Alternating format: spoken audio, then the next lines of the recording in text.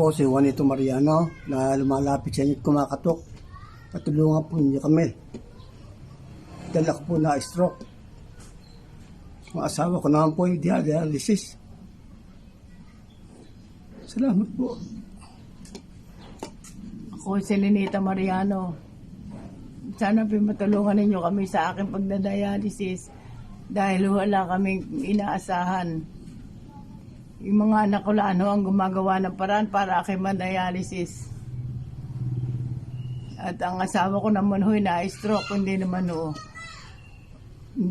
siguro kaila sa inyo na pag na-stroke, hindi naman makakapaghanap buhay na. Maraming salamat po.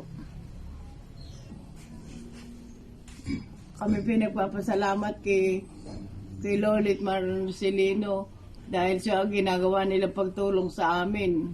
Salamat po. Maraming salamat ho. Lolit, maraming salamat sa iyo.